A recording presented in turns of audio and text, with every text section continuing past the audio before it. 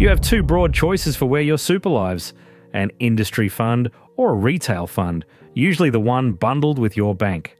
They both invest your money, they both promise growth, and on the surface they look almost identical. But underneath there is one number that quietly decides which one leaves you richer at 65.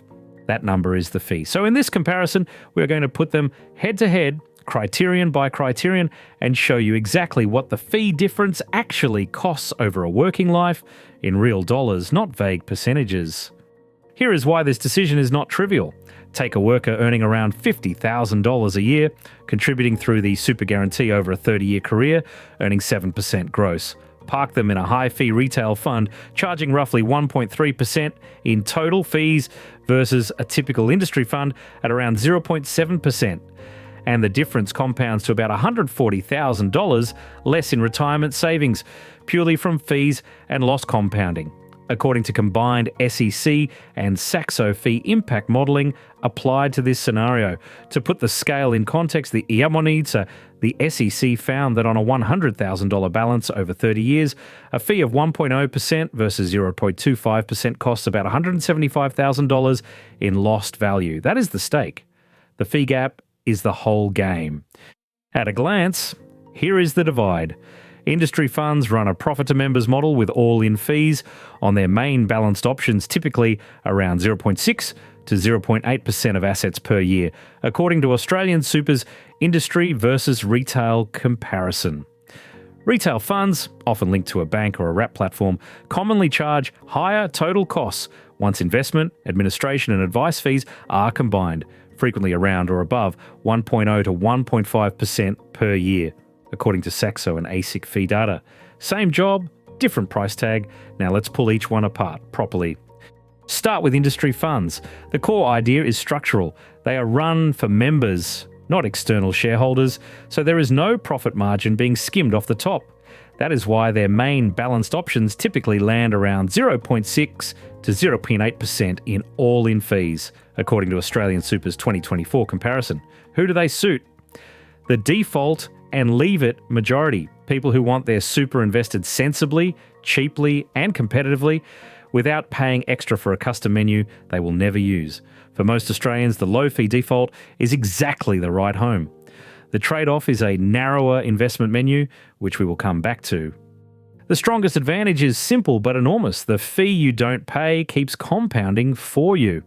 Saxo's modelling shows a $100,000 investment at 7% over 30 years grows to about $720,000 at a 0.2% fee versus only about $574,000 at a 1.0% fee, a gap of roughly $146,000 purely from fees. Industry funds sit much closer to the cheap end of that range. And because regulatory research consistently shows higher fees do not guarantee better net returns. According to Pew and the SEC, the low-fee fund often wins on net performance too. Lower cost, no performance penalty. That is the whole pitch, and the data backs it. Now the honest catch. Industry funds keep things lean. That is how they stay cheap. So if you want to pick individual shares, build a bespoke portfolio, or get deep one-on-one advice baked into your fund, you will often find the menu narrower than a retail wrap platform offers. For a small group of engaged investors with complex needs, that limitation is real. But be honest with yourself. Most members never use those features anyway. For the average person, simplicity is a feature, not a bug. It stops you making expensive mistakes. The lean menu is the price of low fees, and for most, it is a price worth paying. Now the other side. Retail funds are typically run by banks, insurers or wealth managers, and their appeal is breadth. Wide investment menus, wrap platforms that let you hold direct shares and manage funds, and often integrated financial advice. The full toolkit. They suit engaged investors and people in an advice relationship who genuinely use those features and want everything in one place. The catch baked into the model is that they often have shareholders to satisfy, which is part of why total fees frequently land around or above 1.0 to 1.5% per year once investment, admin and advice are combined, according to Saxo and ASIC data. You're paying for the toolkit whether you use it or not. In fairness, retail funds do have a genuine strength. If you have a complex financial life, multiple investments, a need for tailored strategy, an ongoing advice relationship, the breadth and integration can be worth real money. The ability to hold direct shares, switch across a wide menu, and have advice woven into the platform is something lean industry options simply don't match. International fee surveys show actively managed equity funds average around 0.96%, according to the Investment Company Institute, so active retail products are not always wildly expensive. For the right person, the flexibility earns its keep. The problem is that most members are not that person. Here is the catch that hurts most. Percentage-based fees scale with your balance. They take a bigger dollar bite every year as your super grows. Early on, when you hold $20,000 to $50,000, a 0.6 point gap looks small, maybe $120 to $300 a year. But at a $200,000 balance, that gap is about $200 a year, and near retirement at $500,000, it is around $3,000 a year in direct fees alone, according to SEC and Saxo modelling. So the majority of the fee damage lands in the second half of your career, exactly when you have the least time left to recover from it. A higher fee on a retail fund compounds against you when it hurts most. Let's score this properly. On typical all-in fees, industry funds at 0.6 to 0.8% beat retail at 1.0 to 1.5% plus, according to Australian Super. Round 1A.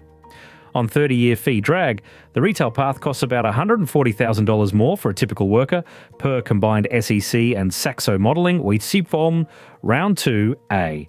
On net returns, research from Pew and the SEC shows higher fees do not buy better performance, and industry funds tend to do well on your super comparisons.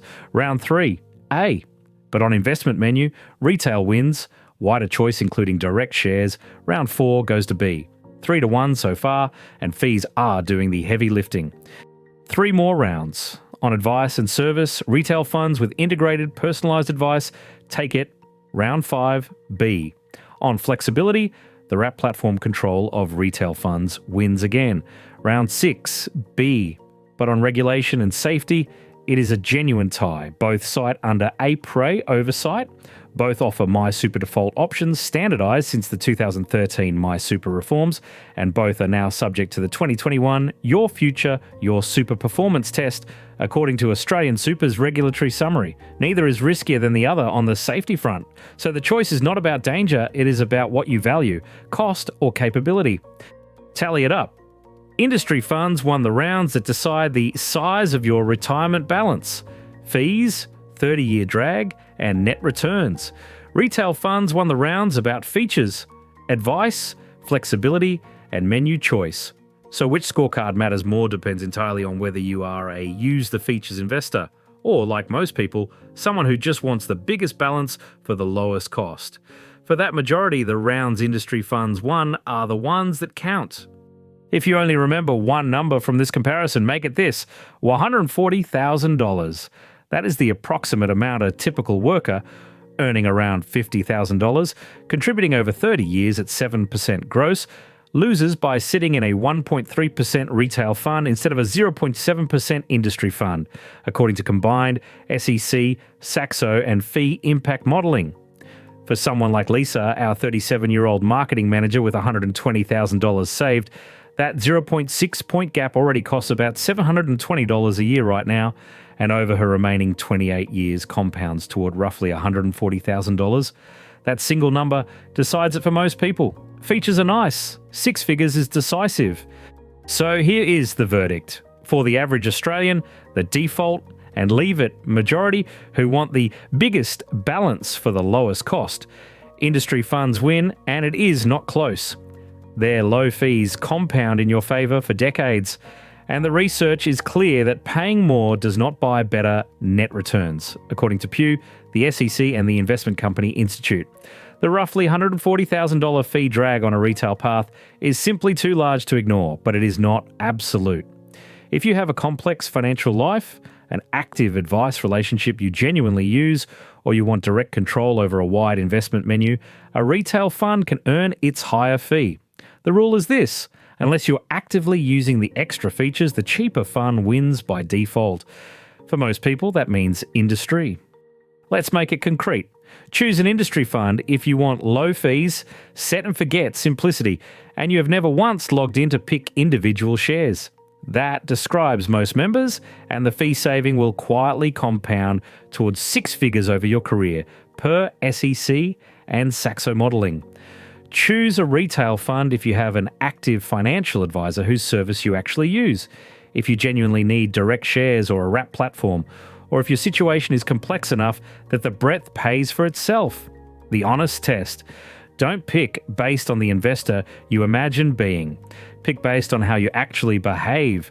For 9 in 10 people, that points straight at low fees. Here is your move this week. Log into MyGov, open ATO online services, and use the Your Super comparison tool to rank MySuper products by fees and net returns. Then check your own fund's PDS for its all-in fee. If you're paying north of 1% on a balanced option, you now know exactly what that costs over a career. If this breakdown saved you from a $140,000 mistake, subscribe.